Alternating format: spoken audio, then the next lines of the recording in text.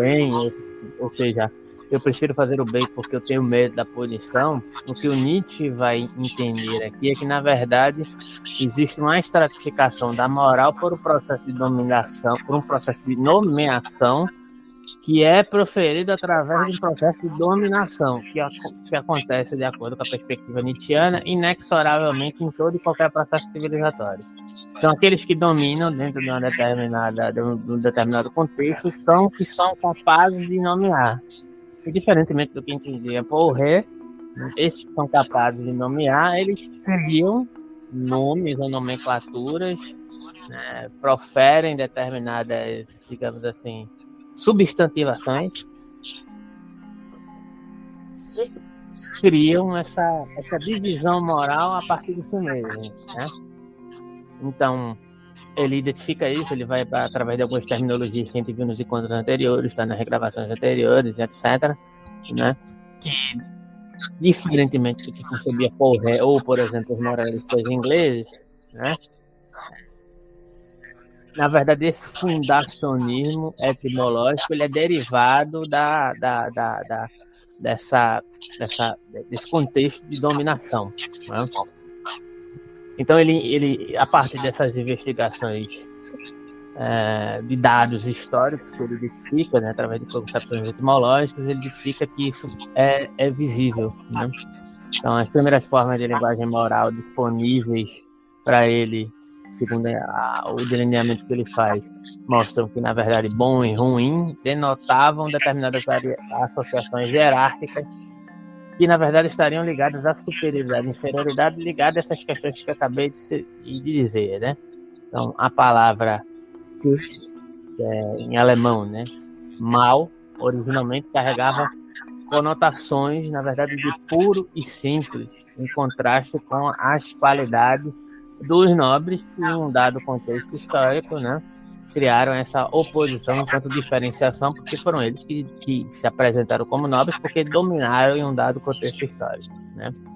E aí ele apresenta outras etimologias em grego, né, e etc e tal, né?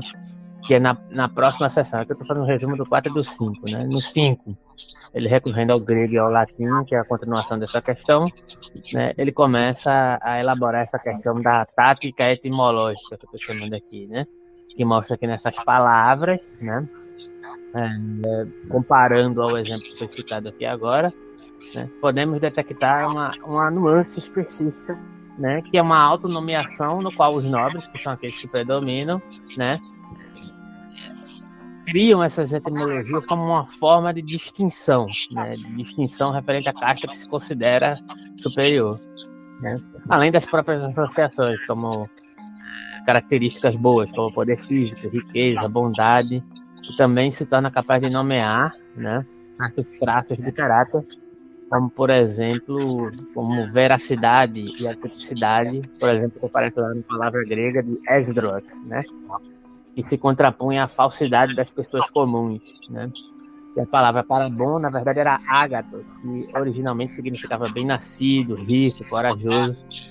Então, dentro desse contexto, a gente pode observar que, mesmo com o declínio do processo aristocrático grego, né, ágatos ainda mantém um certo sentido de nobreza espiritual, né, evidente no uso contraposto da palavra cáculo, ruim, para significar fraco, feio, covarde, inútil, né? E essa concepção da análise etimológica de Nietzsche leva-nos, ou levaria-nos, a perceber que os primeiros sentidos registrados da moralidade, elas denotavam uma certa tendência à estratificação dos graus seletivos de uma classificação performativa social e psicológica, maneiras de estratificar o poder que muitas vezes são, de alguma maneira, para a nossa concepção mais atual, questionáveis, se não imorais, pelas medidas que vão surgir subsequentemente, como, por exemplo, no contexto dos modernos, né, que a gente vai criticar. Então, isso começaria, na verdade, a partir do 6, que é o contexto que a gente vai adentrar aqui agora. Tudo isso eu estou falando para poder chegar na questão da hermenêutica, lá no texto da autora, que eu citei para você, também tem a ver, de certa forma, com o texto das cartas de Martum, que eu tinha separado semana passada para poder entrar em alguns trechos, eu não sei se vai dar tempo hoje, Mas aí no próximo sábado a gente tenta delinear ele em relação à questão da pesquisa.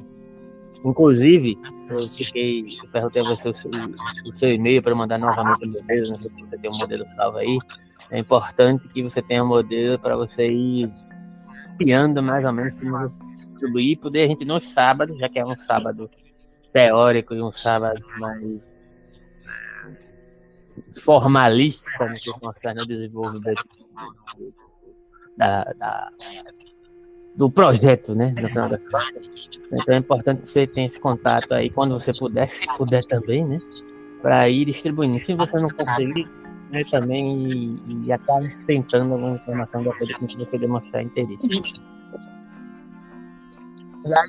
Por que eu estou fazendo esse trajeto todo? Porque eu estou falando da questão da institucionalidade relacionada à questão da hermenêutica e detrimento do feminino, que pode ser uma possibilidade para você aí desenvolver a sua questão, né, que envolve a institucionalidade, processo de subjetivação, a questão da estrutura majoritariamente masculinista, para dizer o mínimo, né?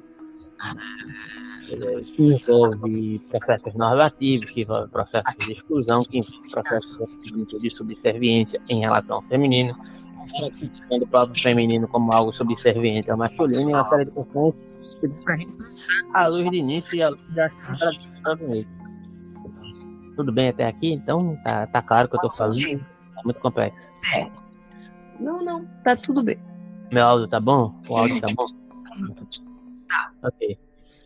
Aqui, na partida 6, ele parece a figura do padre, do sacerdote, né, que vai demarcar especificamente uma delimitação de uma mudança de paradigma no que concerne os processos institucionais. O que eu quero dizer com isso? Quando eu falo de institucionalidade, eu estou falando de processos culturais, processos religiosos, processos científicos, formas de se perceber filosofia, formas de se perceber intelectualidade, formas de divisão social, que predominam dentro de um contexto epocal. Fica muito claro que a oposição que vai surgir, não exatamente nesse trecho, mas a partir desse trecho vai começar a ser desenhada, a distinção e a indistinção também entre a oposição da figura do sacerdote e a figura do guerreiro. A gente já tocou já nessa questão, na verdade, né?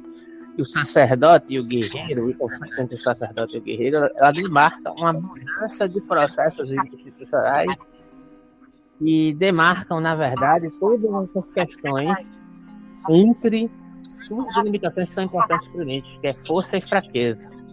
E aí é muito importante, eu não sei se a gente já conseguiu fazer a viagem sobre alguns pontos, sobre a Ilíada e sobre a Odisseia, que é muito importante para entender como o Nietzsche também, de certa maneira, apesar de ele elogiar bastante os gregos, etc., ele também não está idealizando os gregos. Porque a questão é a seguinte: eu sei que o Nietzsche fala em vários momentos sobre a questão do processo de institucionalização. Toda vez que eu falar institucionalização, você lembra de todo esse conglomerado de processos que envolvem um contexto epocal, né, mas que envolvem, na verdade, a questão da digamos assim, do paradigma de diferenciação que para o Nietzsche envolvia a diferença da institucionalização greco-romana para o processo de institucionalização judaico-cristão. Né? Envolve uma mudança de paradigma em relação à força e fraqueza nesses contextos. Não é de forma alguma, diferentemente do que alguns pensam, né, uma apologia da força inequívoca, e aí vai atropelar todo mundo, passar por cima de todo mundo, porque vontade de potência é ser bruto. Muita gente pensa isso. E não é necessariamente isso. Agora eu lembrei de um artigo que eu tinha separado semana passada. Eu não vou explorar esse artigo hoje, assim, de maneira detalhada. Posso até mandar para você ler novamente. É um artigo muito interessante, muito legal, mas ele tem um certo tom de complexidade que eu pretendia ter explorado em conjunto com outros textos. Mas às vezes quando a gente muda o tom do que você vai fazer também, né? Então hoje eu resolvi começar por essa questão aqui do texto, né? Em outros momentos a gente pode trabalhar isso, que é um artigo do Stefano Buzzellati, que fala de um homem que foi condenado em um caso real, que ele pega como exemplo, né? Um caso jurídico, e talvez isso interesse para você nesse texto aqui. O homem que foi acusado de assassinato, e ele foi condenado porque ele tinha livros de filosofia na sua casa, e dentre eles o Zaratustra. Então, de certa forma, esse cara ele foi condenado por super homicídio, né? Então, você tem um livro de Nietzsche em casa, Ele está sendo acusado de assassinato. Então ele é imoralista par excelência. Não sei se você entende o que eu estou querendo dizer. Se ele é nietzschiano, né, então ele é imoralista. Nietzsche não é necessariamente imoralista, mas essa compreensão do senso comum sobre pessoas que leem Nietzsche é uma leitura ingênua, superficial e aprofundada do Nietzsche, que estigmatiza não só os leitores de Nietzsche. Eu acho que, inclusive, isso é uma grande bobagem, né? Eu estou lendo um determinado artigo que teve me transformar nele, então é uma questão de maturidade, né? Mas o próprio Nietzsche esse tipo de questão. Não, essa questão não se sustenta do Nietzsche ser moralista. Na verdade, a questão moral para ele é uma questão importante. Entretanto, o combate dele é um certo tipo de moral, né? Mais ainda, um certo tipo de moral que apreende a noção de fraqueza dentro de uma certa delimitação ideal. E aí, justamente a questão, que no contexto grego-romano, da figura de Aquiles, por exemplo, você já assistiu aquele filme Troia? Já assistiu Troia? Já assistiu esse filme? Já assistiu? Sim. Acho que então tem problemas ali naquele filme. Mas a figura de Aquiles está mais ou menos assim, bem retratada, no sentido de que ele é uma pessoa que preza pela batalha, pela honra da batalha, né? Independentemente dos riscos que ele corre, ele é alguém que preza por essa espécie de honraria, de se colocar em perigo em nome dessa honra, né? Uma espécie de honraria de se colocar em perigo em nome dessa coragem do guerreiro, no final das contas, né? É muito estratificado dentro da compreensão nietzschiana. Porém, a questão da fraqueza do guerreiro ela também faz parte do seu caráter positivo. Só que existem maneiras de lidar do guerreiro com a força e com a fraqueza que são características mais ou menos de um determinado recorte da cultura grega, que também era complexa, também não era uma questão unificada. Você poderia encontrar fraquezas ali, idealizações, de outras formas de cultura presentes em todo o contexto grego. Mas a gente escolheu pegar esse recorte, né, do grego, para mostrar como é que eles lutavam, na verdade, com força e fraqueza, em detrimento do processo transitório para os aspectos do sacerdote, ou da casta sacerdote. Na verdade, começou a parametrizar, segundo ele, tudo pela fraqueza, né? Não existe lugar para a força, ou se existe lugar para a força, é um lugar de condenação. O sacerdote é aquele que é fraco e que age pela astúcia e estratifica a fraqueza. O problema para o Nietzsche não é a fraqueza, mas é a exacerbação ideal da fraqueza dentro desse processo institucional, que, na verdade, segundo ele, é muito profundo da vingança, porque essa é a astúcia, né, da utilização racional dessa atividade psicológica do processo judaico-cristão, segundo Nietzsche. Então, a proposta do Nietzsche é o seguinte: no geral, é um investimento constante entre inflação e declínio dessa força e dessa fraqueza. Inflação entendida aqui como exacerbação da força, seja como parâmetro egocêntrico, ou seja como parâmetro físico. E declínio também como desinflação desse parâmetro egocêntrico, ou desinflação desse parâmetro corpóreo, de embate, ou de assimilação, ou de afetação em sentido amplo, né, que moldam, por exemplo, o direito, a educação, a filosofia, a forma de se fazer pesquisa e a forma de se interpretar texto. Isso que eu faço o gancho com o texto da Kelly Oliver, que é sobre a questão da... Só um instante. Deu um refluxo aí. A questão que eu tinha mencionado semana passada, que me causa uma certa estranheza, inclusive dentro do círculo da pesquisa nietzschiana, é a unilateralização da pesquisa enquanto método único de interpretação. Existe um procedimento exegético que você tem que demandar para poder ler os textos de Nietzsche.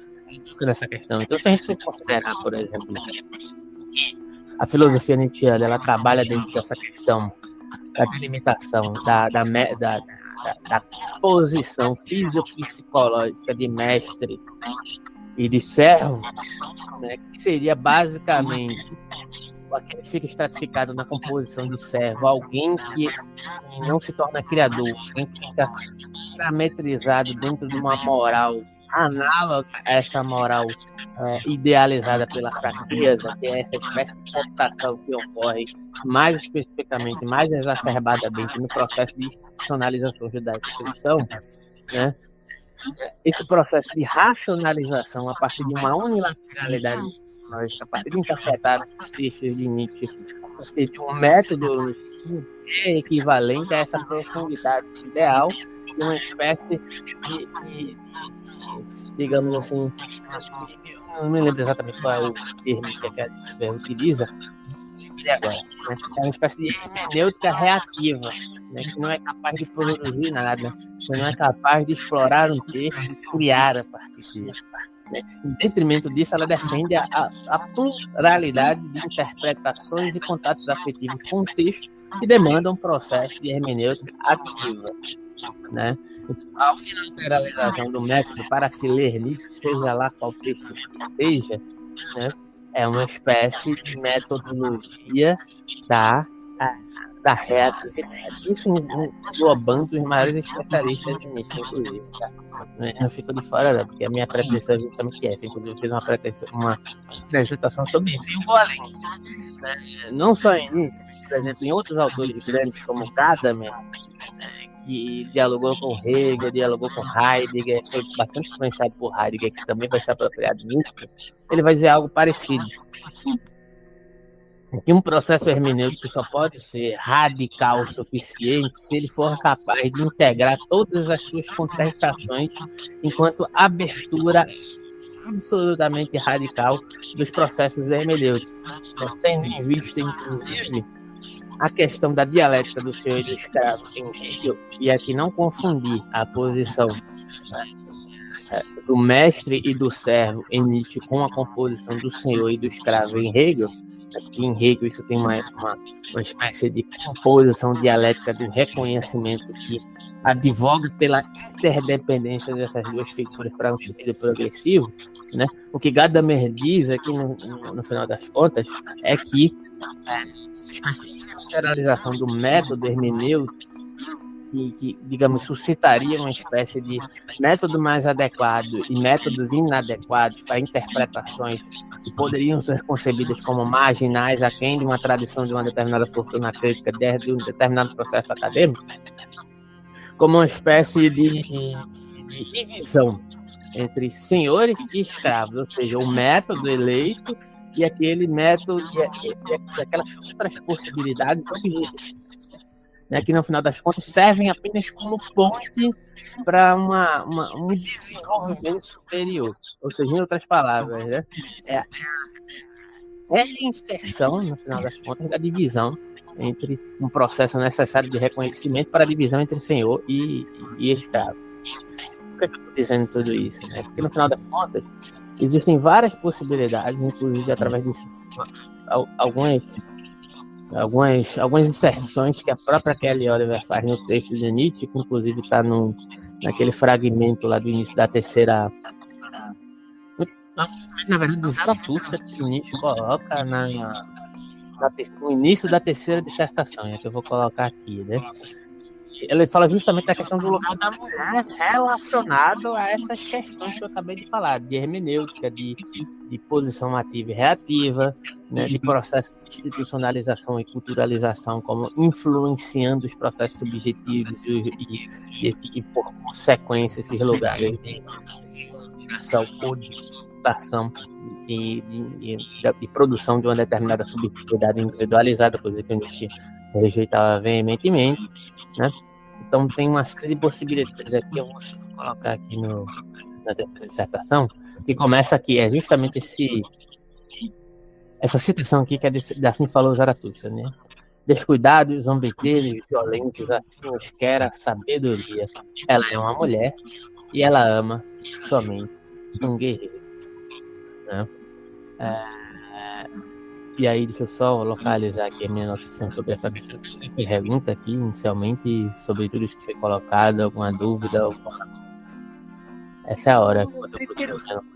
Eu prefiro escutar. Não ouvi, não. Eu prefiro escutar.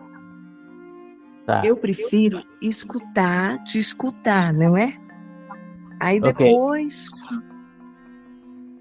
Em outro momento, escutar a gravação, mas tá bom, eu tô entendendo. Eu só tô querendo achar minha anotação, que agora eu perdi. Rapidinho, só um instante. Mas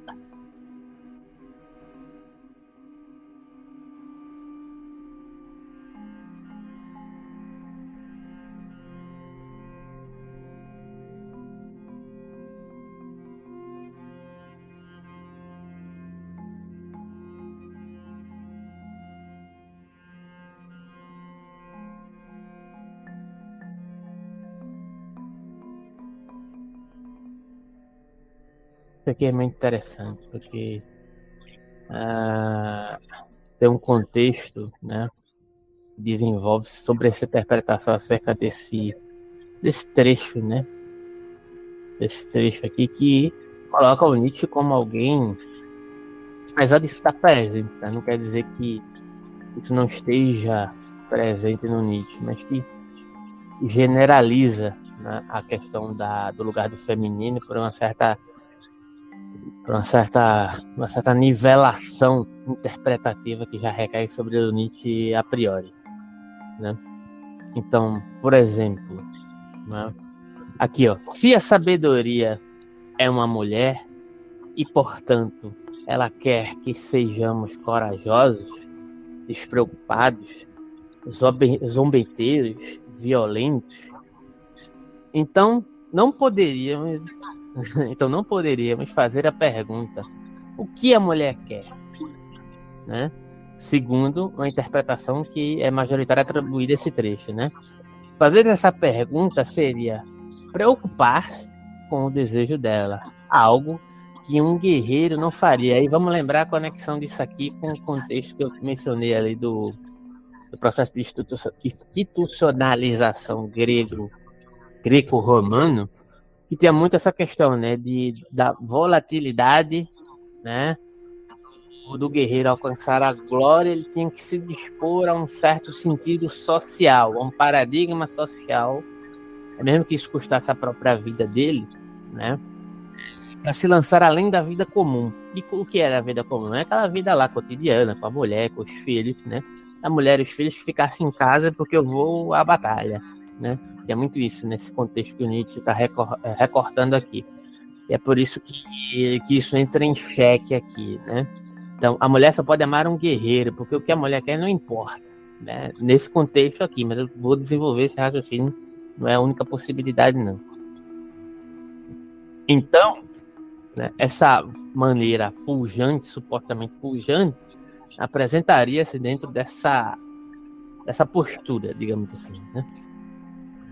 Então, pois, se questionamos ou nos debruçamos sobre esse tipo de preocupação, não podemos mais ser indiferentes. E, portanto, nesse sentido, dentro desse aspecto, o próprio ato da leitura do texto nietzschiano não se tornaria mais desejável. E aqui é um comentário na verdade, de outro comentador chamado Arthur Danto, né, que diz assim, né, a sabedoria não ama quem a ama. A sabedoria, na verdade, ela não quer um leitor. O seu leitor, na verdade, é impossível, né? Na verdade, o que ela quer, a sabedoria representando no feminino aqui, tá? O que ela quer, no final das contas, é o seu próprio desejo. É ser conhecida à primeira vista ou de cor, né? Então, o que quer, no final das contas, é uma espécie de conhecimento imanente, carnal, e não um conhecimento conceitual. O amor desse tipo de feminino ligado a essa concepção da sabedoria é de uma característica de paixão sensual para longe do amor platônico, né? E neste sentido, essa postura, né, que se apresenta aqui nesse contexto poderia suscitar uma interpretação duvidosa, pois, né, o que majoritariamente compreende isso aqui, dessa aforismo do Nietzsche, é que a sabedoria quer ser conquistada à força, quer violência, quer ser violada. Então, prosseguindo o raciocínio que eu ainda não terminei, né? Se ela quer um guerreiro violento e indiferente que não consiga retribuir seu amor, e sabedoria, no final das contas, que era uma espécie de adaga no coração. Eu acho que isso aqui se conecta muito com as suas inquietações acerca da questão do excesso de masculinismo da filosofia, né?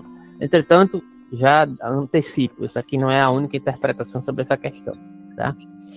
Então, a sabedoria é essa espécie de feminino solto, né? Então, a quem essa sabedoria ama? Como é que essa sabedoria poderia nos querer? Então, fazendo uma pergunta ainda mais, quem somos esse... Quem é esse nós, no final das contas, né?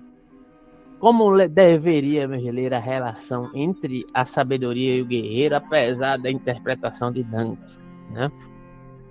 Então, a questão aqui que se apresenta, né, interpretando o hermeneuta, o escritor que desenvolve sua filosofia como uma espécie de guerreiro, e essa espécie de não identificação da sabedoria como uma mulher, porque isso é a interpretação de outro comentador, que é o Alexander Nehammer, né? No final das contas, ele diz que a sabedoria, na verdade, está na pilha da caneta do guerreiro, né? Ou seja, uma espécie de inquietação, uma espécie de estado de espírito, né? Excluindo, de fato... Veja só, aqui está em jogo duas interpretações, né? Só desse trecho. Existe uma interpretação que pormenoriza o lugar do feminino, como entendendo o Nietzsche como alguém que hierarquizou a mulher e colocou como subjugada e ponto final, e é isso que ela quer, uma adaga no coração e ser violada e pronto, né? E uma outra interpretação mais mistificada, né? Exclui, inclusive, a possibilidade do feminino. Eu acho que essa até, apesar da força violenta dessas afirmações associadas ao que Nietzsche diz, né, não soa bem, mas essa outra possibilidade, como a sabedoria, como um feminino inexistente, é até mais violenta em relação ao feminino do que a outra. Apesar de ser violenta também, ela pelo menos não exclui a possibilidade do feminino, né, nessa localidade. Apesar de ser mais chocante, né, digamos assim. Mas enfim, prosseguindo, né. Então aqui, segundo o Nehammer, há uma não identificação da sabedoria com a mulher, né? E isso deve ser interpretado como algo crucial desse aforismo, né?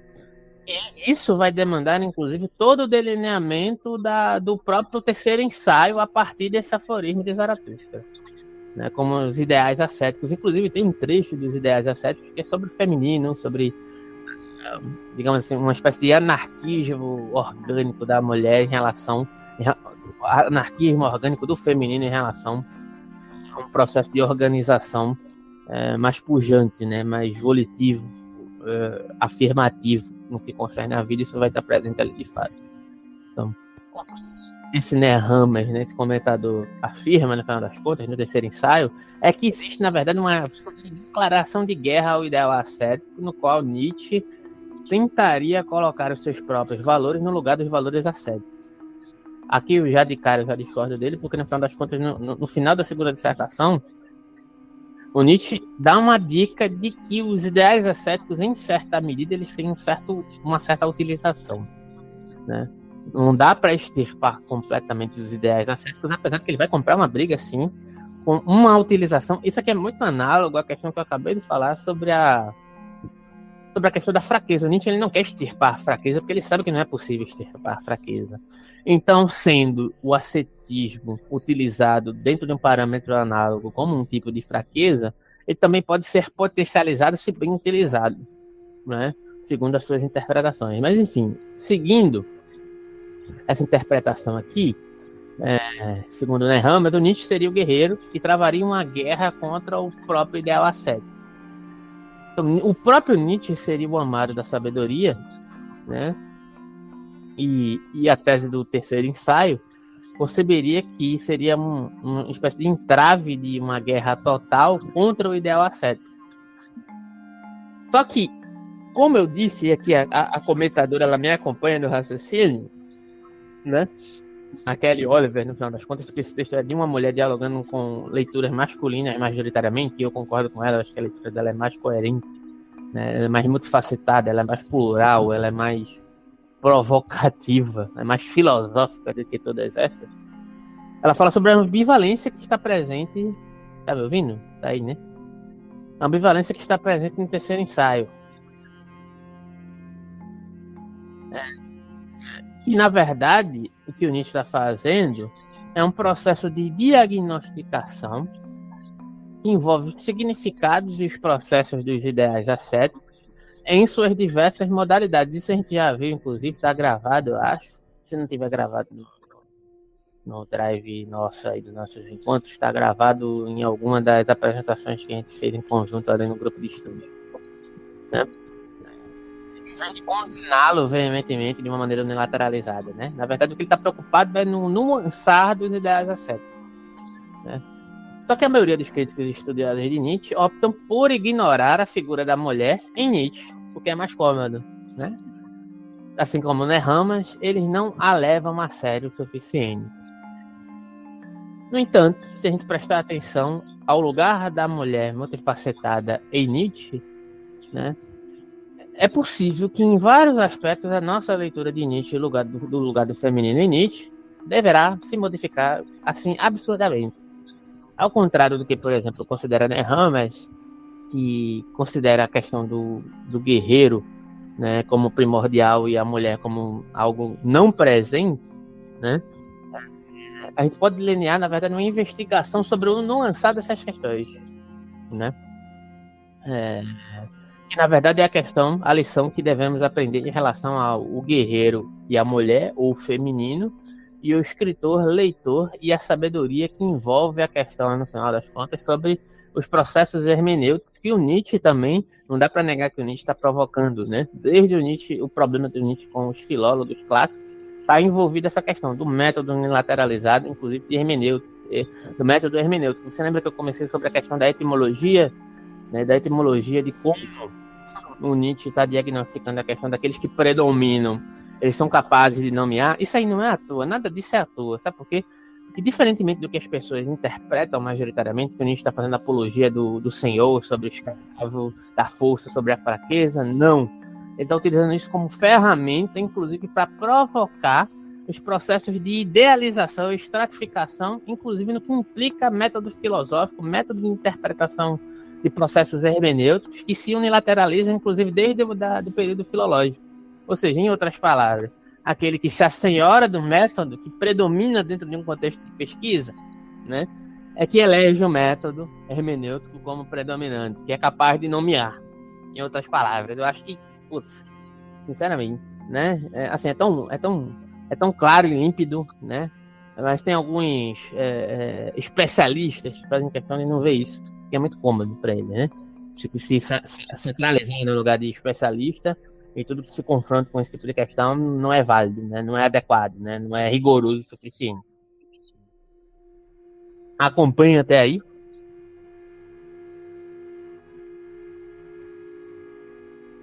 Acompanha até aí? Sim, eu estou acompanhando. Então. Sim, tá tudo bem. É porque eu não quero te interromper. Beleza, vamos lá. Tanto para Nietzsche como, por exemplo, para Platão, e aqui eu vou entrar pelas vestes do amor nesse contexto entre guerreiro e mulher, escritor, leitor e sabedoria, né? Isso está presente no Fedro de Platão. É bom dar uma olhada ou no Fedro, é um livro curtinho, ou dar uma olhada também em algum artigo que fale sobre o Fedro, né? Assim como para Platão, o amor é um meio para a alma nobre ou aristocrática, né? Assim como em Nietzsche, de certa maneira, né? Mas Nietzsche, na verdade, investe as noções platônicas de nobre e vil.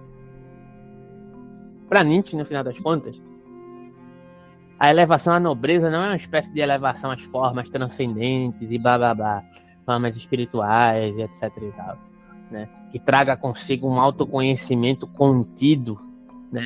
A ideia de reminiscência em Platão, né? Que o conhecimento está dentro de nós só precisamos relembrar e etc e tal, né? E traz um afastamento da corporeidade, da imanência, né? Ao invés disso, para Nietzsche, a elevação à nobreza, na verdade, é uma elevação que passa pela questão da sublimação corpórea, né? Que traz consigo, na verdade, uma espécie de zombaria de si, né? uma espécie de parodiação de si, né? E um certo afastamento de determinados usos dos ideais ascéticos, né? Certas nuances. A caracterização, na verdade, de Platão no que concerne à nobreza, né? Ela não é menos violenta do que é atribuída a Nietzsche. Por exemplo, no Fedro, Platão pinta uma espécie de quadro sangrento da autoviolência necessária para superar a baixeza do eu e alcançar o nível da nobreza da alma. Ou seja, tem um jogo aqui de dessubjetivação e objetificação dentro de um processo daquilo que Platão concebia como a essência da alma, né? Então, o corcel negro desenfreado, que representa a sensualidade na metáfora de Platão, deve ser espancado violentamente como se fosse até a morte, para que a alma possa superar suas paixões vives. Ou seja, é um espancamento do quê? Da imanência. É um espancamento do quê? Da corporeidade. É um espancamento do quê? Da não idealização da vida, né? O que é mais interessante nessa metáfora de Platão, né? E os métodos que poderíamos associar, por exemplo, às paixões corpóreas e à violência física, é que, de alguma forma, isso esteja associado com uma ebulição dos processos intelectuais que trariam à tona a razão, né? Isso aí você vai encontrar lá no Fedro, né? O cocheiro, a razão, usa a violência corporal contra o corcel negro, que é o instinto, digamos assim, né? Enquanto na metáfora de Platão, os métodos de violência física associados a uma espécie de luxúria corporal se voltam contra a paixão corporal, na genealogia nietzschiana, os métodos de argumentação e escárnio associados ao intelecto e à razão se voltam contra a razão, né? Então, na genealogia, o que acontece é o seguinte: o corcel branco é que recebe o chicote, né? Então, a gente pode ir para além desse paralelo entre a genealogia e o Fedro de Platão, né? Aquilo que é concebido como uma espécie de eros nietzschiano pode ser lido contra o eros socrático, né? Em certa medida, porque é o seguinte: no banquete, aí já outra obra de Platão, né? No banquete, Sócrates afirma ter aprendido com uma mulher, Diotima, mais uma vez o lugar do feminino, né? Que Eros é o intermediário entre a ignorância e a sabedoria, entre o mortal e o imortal, ou o humano e o divino, né? Já no aforismo de Nietzsche, esse que a gente acabou de citar, o amor é intermediário. Veja como a leitura vai mudando aqui, né? Começou tão violento, tá ficando até interessante agora, né? O amor é intermediário entre a sabedoria e o guerreiro. Ou seja, já não existe aqui, ou pelo menos existe uma indicação, na verdade, não de subserviência da sabedoria ao guerreiro, mas existe um outro elemento, né, que é o Eros, que apresenta-se como uma espécie de modulador entre a sabedoria, que pode ser interpretada como feminino, né, e o guerreiro, né, que é essa espécie de volição desenfreada, né? Então, o amor da sabedoria, na verdade, é o amor da sabedoria que os une. Então, dentro desse dado contexto, Nietzsche não apenas inverte o sensual e o transcendente em seu relacionamento através de Eros, mas também inverte as posições de amante e amado, tanto no discurso de Fedro quanto no de Sócrates do banquete. O amante usa sua sabedoria para conquistar tanto sua própria luxúria quanto a sua amada relutante. Nietzsche, por outro lado, coloca o guerreiro na posição passiva, né? A sabedoria ou a mulher é a amante e o guerreiro é o amado conquistado. Esta inversão, portanto, contudo, na verdade, seria incomum nos textos de Nietzsche, razão pela qual parece mais promissora para um sujeito feminino. E aí vamos lembrar que tem um prefácio que tem Para Além do Bem e Mal, onde Nietzsche nos pede para supor que a verdade é uma mulher procurada pelos filósofos dogmáticos. Em outras palavras, aqui a verdade mulher é o amado irremediavelmente perdido para o amante impotente, né? É uma espécie de piada, né? O fato de que no aforismo de Zaratustra a mulher, a sabedoria, é a amante ativa, né? E o guerreiro é o amado, é ignorado pela maioria dos estudiosos que comentam essa passagem, né? Como, por exemplo, o nosso amigo lá, o Nehamas, né? Ele afirma que a mulher não é importante nessa passagem, né? E dentre outros, né? Parecem, na verdade, interessados, né, na verdade, na relação entre o guerreiro e a mulher, mas dentro de um processo de subalternização no lugar da mulher, né, como uma espécie de desimportância, uma espécie de subserviência, né. Alguns deles escolhem um caminho que é mais conveniente do que satisfatório, para evitar a questão controversa de Nietzsche e a mulher, né. Embora alguns deles reconheçam que o guerreiro é o amado passivo da sabedoria, né. Por exemplo, há uma interpretação que restaura mais propriamente a concepção platônica entre amante e amado, guerreiro e mulher, perguntando quem ou o que, então, o guerreiro ou o nobre ama, né? Que poderia restaurar a ideia do guerreiro à posição de amante. Então, posicionaríamos, na verdade, a questão de Zaratustra como nobre guerreiro amante, né?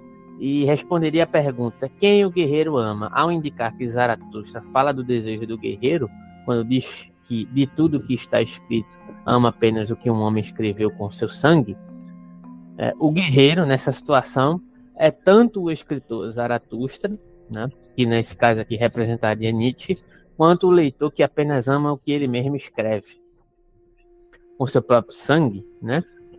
Então, nesse sentido, o guerreiro ama um leitor que não procura compreender, mas que aprende, entre aspas, de cor. Né? Então, a questão aqui que se apresenta é a seguinte: Zaratustra proclama, e aí abre aspas aqui, que quem escreve com sangue e aforismos não quer ser lido, né? Mas aprendido de cor. Afinal, o amor é uma questão de coração. O querido leitor é necessariamente um leitor passivo que se submete a uma marca com aforismos ardentes. Então, através desse processo de leitura de cor, o leitor se transforma no nobre guerreiro, ou seja, é uma espécie de leitura intuitiva, afetiva dos processos a partir da metodologia nietzschiana, segundo essa interpretação, né? Então, ao submeter-se ao texto, o leitor se torna ativo, né? Ou seja, é uma espécie de metodologia de leitura intuitiva, né? Que se exacerba aqui dentro dessa espécie de compreensão, que já é um deslocamento majoritário, né, do lugar da sabedoria como aquela que é capaz de mediar o guerreiro através da nivelação do amor, né? Isso é um outro tipo de leitura que na verdade coloca a passividade, a disponibilidade ao texto, né, do leitor, escritor, né, do leitor que se dispõe a essa noção de afetividade como um processo reativo de dissolução da sua reatividade que se transforma em uma posição ativa, né? Como, desde o início que eu estou falando aqui, os processos de institucionalização de força e de fraqueza que se relacionam com esses momentos aqui, né? Objetificação pluralizada em detrimento de uma dissolução da subjetividade unilateralizada, né? Sempre como esse jogo de inflação e declínio e destruição de si, né? De um si unilateral, de um si subjetivo, demasiadamente encerrado em si mesmo, né? E essa autotransformação não é, e aí você vai lembrar, né, que eu citei a questão da reminiscência, da sabedoria de si que já está contida internamente, se diferencia do tipo de autoconhecimento socrático platônico, né? Mas na verdade é necessária uma ruminação afetiva, como diz o próprio Nietzsche no prefácio da Genealogia.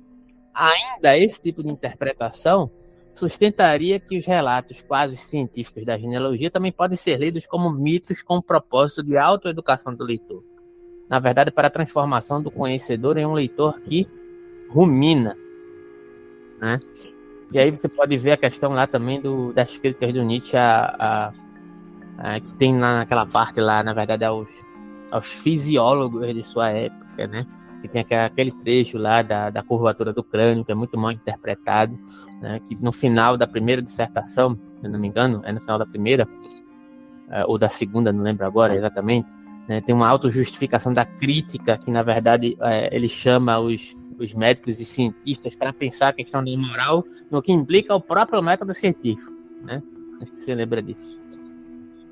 Então, dessa maneira, o processo de produzir leitores, ele não pode ser prévio, ele se produz dentro dessa relação. E aí Nietzsche cria o seu próprio leitor, que, como a gente acabou de ver,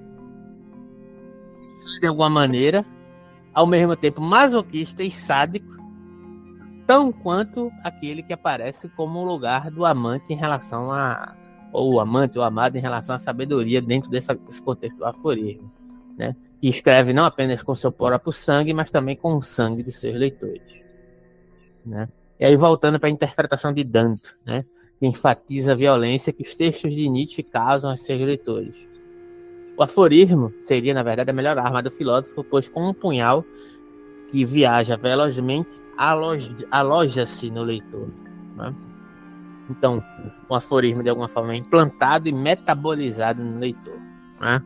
Então, desta feita, os aforismos de Nietzsche devem ser dolorosos. Nós nos lembramos deles, né? Como as torturas que ele descreve na parte 2, que são choques mnemônicos que sacodem a memória. Nessa mesma leitura de Danto, a violência não é instrumental, mas é essencial, né? O que ele quer dizer com instrumental? Não é algo que ele escolhe deliberadamente, mas a violência é inexorável nesses processos, né? Não é um Nietzsche que escolhe ser violento, é que a vida é coisa de violência, necessariamente, né? Segundo a interpretação do Nietzsche, né? Mas aí existem várias formas de lidar com essa violência, né? De formas não essencializadas, sobre um tangenciamento de uma ideia de mal. Aí você vai lembrar da questão lá do camarada que foi condenado por imoralismo, enquanto eu disse que, na verdade, o Nietzsche não é um imoralista, nenhum apologeta do mal essencializado, porque seria contraproducente com tudo que o Nietzsche está combatendo aqui, inclusive, né? Bem e mal, a questão é do bem e mal, né? Não é só para além do bem, é para além do bem e mal. Vamos lembrar disso aqui, né? Então, a questão aqui é o guerreiro de Nietzsche, né? Parece um guerreiro que luta por lutar, despreocupado. Aí volta para a questão do contexto institucional greco-romano, que remete à figura de Aquiles, o exemplo, inclusive do filme, né, que eu suscitei aqui agora há pouco. No final, né, pode existir uma certa aproximação do Nietzsche com o Kant, quando afirma que estar despreocupado está associado a uma espécie de vontade, em que o objetivo de Nietzsche é, de certa maneira, redirecionar a vontade. Redirecionar a vontade se relaciona com a questão da violência que eu acabei de falar, né, como coisa constitutiva da vida, né? Então, você pode, de alguma maneira, através desses processos, redirecionar a sua vontade de violência, não de uma maneira demasiadamente racionalizada, ascética, mas através de uma reelaboração fisiopsicológica de si, ou da sua multiplicidade de si, né? O que, claro, poderia impedir Nietzsche de ser um guerreiro despreocupado, né? Mas é isso que de certa forma, deveria ser alcançado. A substituição de uma moralidade de meios por uma moralidade de princípio. Agir de tal forma que seja consistente como agir dessa maneira eternamente, embrutecer o instinto de significância, né? Ainda no que concerne essa leitura, o próprio leitor e o escritor, como guerreiro despreocupado, né, e aí tangencia a questão da hermenêutica também, devem agir de forma a exacerbar o instinto de significação, extrapolá-lo, né, na verdade. Ele deve se engajar na batalha impossível que deve ser travada por si mesmo. O que Nietzsche deseja, para além desses formalismos hermenêuticos, segundo a interpretação da Kelly Oliver, é uma leitura e uma escrita imanente e violenta que venha também do corpo, mas que este corpo, para Nietzsche e seus comentadores, é sempre o corpo masculino.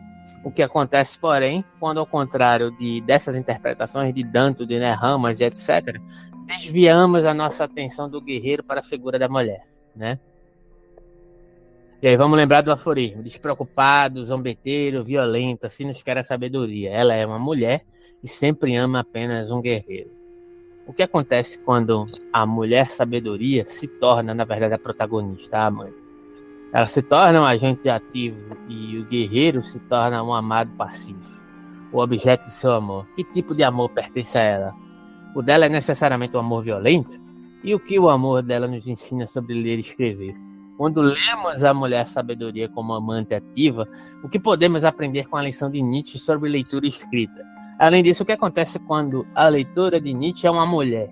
O que acontece quando uma mulher assume o lugar do guerreiro que busca favores com a sabedoria? Olha, eu acho que talvez, se você se interessar sobre essa questão, você tem um prato cheio aqui para achar a delimitação da sua pesquisa em relação a uma série de questões.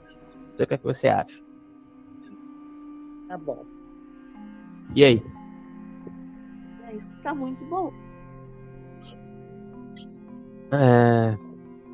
Vou tentar fechar num ponto aqui que não fique muito entreaberto, né, aqui, né? Então, o que parece, no final das contas, na verdade, o que não parece, no final das contas, é que Nietzsche imagina que a amada da sabedoria, essa guerreira que escreve e lê com sangue, possa ser, por exemplo, uma Atena. Certamente, a leitora de Nietzsche deve rir ou se sentirá magoada por seus textos. Aí talvez como Irigaray é uma comentadora importante também do Nietzsche, né? Inclusive eu tenho até separado um trecho do texto dela que é muito legal, né? Que não vai dar tempo hoje, mas em outro momento a gente pode utilizar. Eu gosto muito desse texto dela, não me lembro exatamente agora. Lembrei o nome do texto aqui porque apareceu na minha anotação, né? Marine Lover of Friedrich Nietzsche. Esse é o texto dela, né? E agora eu me perdi na anotação. Aqui, talvez o que ela supõe no final das contas é que não podemos deixar de zombar do próprio Nietzsche por seu medo do próprio corpo e do corpo e também da figura feminina que aparece nos seus textos, né? E certamente imagens de uma mulher lendo e escrevendo com seu sangue trarão consigo interpretações muito diferentes do processo de ler e escrever. O que significaria para uma mulher escrever e ler com seu sangue, né? Irigaray, no seu texto que eu acabei de citar, lamenta que Nietzsche ignore o sangue da mulher. Faltava algo vermelho, um toque de sangue e vísceras para reavivar a vontade e restaurar sua força. Irigaray sugere ainda que Nietzsche esquece o sangue de vida, o sangue materno, que ainda faz uma mancha, né? Ninguém deve notar a abertura para o palco da mesmice, o que não é mais possível sem a supressão de todo o corpo. Essa é a citação de Nietzsche, tá? Embora Nietzsche defenda a escrita e a leitura como um derramamento de sangue do guerreiro viril, ele esquece o sangue das mulheres que flui para uma nova vida sem a faca, sem a automutilação e mutilação de outros, né? Propriamente a própria exacerbação da vida em seu maior ápice, né? Eu acho que é isso que ela está querendo dizer aqui, né? É o fato de dar a vida, de fato, né? Sem nenhum tipo de processo que almeje esse derramamento de sangue com todo esse tipo de violência guerreira, né? É uma espécie de horizontalização do eros, de fato, que é mediado entre o guerreiro e a sabedoria, né? Que é o feminino nesse dado contexto, né? Então, entra um lugar para pensar a maternidade à luz de Nietzsche. Vê que curioso aqui, né? Por incrível que pareça, lógico que tinha que ter uma série de autores e pesquisadoras mulheres para poder provocar esse diálogo aqui. Se for depender dos pesquisadores, isso nunca ia acontecer, né? Mas, enfim. Talvez a interpretação possa ser corporal e fecunda, sem também ser violenta, né? A imagem de uma mulher lendo e escrevendo com sangue promete uma criatividade que não é nem sádica, nem masoquista, que não exige violência contra o leitor, nem autoviolência, né? O que indica, na verdade, o que indicaria... Quer falar? Pode falar. Não quero falar, Que indica... só do seu. Oi? Que me faz. Não entendi. Eu tô bem. Pode continuar. O que indicaria, na verdade, que os textos de Nietzsche, em alguma medida, segundo essas interpretações, promovem uma espécie de mesmice, enquanto cantam louvores à diferença, porque esse tipo de diferença interpretativa nietzschiana é sempre a diferença definida pelo mesmo, ou seja, pelo masculino, ou o que chamamos aqui de outro do mesmo. Em vez de outro do mesmo, o outro do outro. Outra maneira de dizer isso pode ser que as noções de moralidade ativa e de leitura ativa de Nietzsche são sempre meras reações à moralidade reativa e à leitura reativa. O que Irigaray afirma é que Nietzsche nega a diferença fundamental dessa mediação da diferença sexual. Ele ignoraria a diferença da mulher. Em particular, os textos de Nietzsche negariam o corpo materno no qual nascem todos os seres humanos, e para encobrir esse assassinato do corpo materno, para enxugar o sangue e lavar a mancha, ele deve negar totalmente o corpo. O corpo nos lembra sempre aquele primeiro corpo, o corpo materno que nos sustentou, e recorda-nos o sangue materno do qual nascemos. Ainda, imaginar o sangue de uma mulher é imaginar a diferença. Mas Nietzsche não consegue imaginar o sangue de uma mulher, ou o que significaria para uma mulher ler e escrever com seu sangue, porque as manchas de sangue nos seus textos são o resultado de um homicídio, de um matricídio, né? E o sangue da morte e não o sangue da vida. Na verdade, no final das contas, o que devemos interpretar, a mulher não é a guerreira que a sabedoria ama, né? Assim, embora Nietzsche proponha uma forma de ler e escrever que se abre para o seu outro, uma leitura escrita a partir do corpo, este corpo é sempre um corpo masculino. Torna-se claro ao tentar colocar a mulher na posição de sujeito como leitora ou escritora no discurso de Nietzsche, e que nesse lugar ela está deslocada. Assim como Freud, Nietzsche faz da mulher e do feminino um objeto para um sujeito masculino.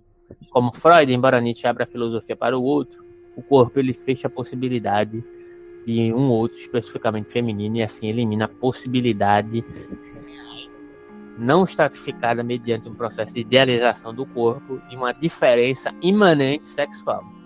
Eu acho que esse diálogo é muito frutífero, né? A gente precisa, lógico, em alguns pontos eu acho muito interessante, eu concordo aqui com 90% do texto, mas tem alguns pontos que eu acho que dá para retrabalhar, né? Nesse texto aqui, nas anotações, mas assim, é de uma força, é de uma pujança, é de uma voracidade interessantíssima para trabalhar. E a intenção aqui era pegar justamente esses pontos da genealogia da moral, os processos institucionais, porque a minha conclusão acerca de tudo isso é sobre a questão da institucionalidade e das composições arquetípicas no que concernem, independentemente, só para fechar com o raciocínio que eu iniciei no texto da genealogia da moral, né? Independentemente de contexto greco-romano ou contexto judaico-cristão, o que está implicado aqui é que, apesar da transição institucional, essa transição institucional opera majoritariamente dentro de uma composição arquetípica masculina, seja por uma espécie de estratificação da fraqueza como modulação institucional dentro do processo judaico-cristão, seja dentro do recorte nietzschiano do contexto grego, que administra de maneira mais volitiva a força e a fraqueza, né? Também não existe um lugar predominante arquetípico feminino, independentemente dos processos religiosos ou morais ou científicos que estão em jogo, em ebulição. Mas dá para pensar essa possibilidade à luz de Nietzsche? Dá. E os nossos pensadores estão ajudando a recolocar essas leituras nuançadas que muitos pesquisadores se recusam a fazer, de recolocar o lugar feminino, enfrentando Nietzsche e pensando com Nietzsche, né? Eu acho que isso é muito importante de ser ressaltado, porque, inclusive, estudar Nietzsche envolve, digamos assim, pensar contra Nietzsche também. Ele nos convida a isso. Ele nos convida a enfrentá-lo, né? E derramar o seu próprio sangue, né? Apesar da sua, digamos assim, da sua negligência para com um lugar, por exemplo, de um feminino mais exacerbado em determinados trechos da sua obra, né? Então, é mais ou menos isso que eu queria trazer hoje. Não sei se foi interessante para você, foi bom para você, né? E é isso, né? Eu acho que tem muitas questões a serem pensadas e elaboradas à luz da sua ideia de trabalhar o feminino acerca de de exacerbação da violência, exacerbação dos paradigmas institucionais em sentido amplo no lugar do masculino, que termina desembocando nesse processo de violência constante referente à figura da mulher e do feminino de um modo geral, né? Pensar isso à luz de Nietzsche. Essa era a minha intenção hoje aqui, trazer essas questões. Que tal?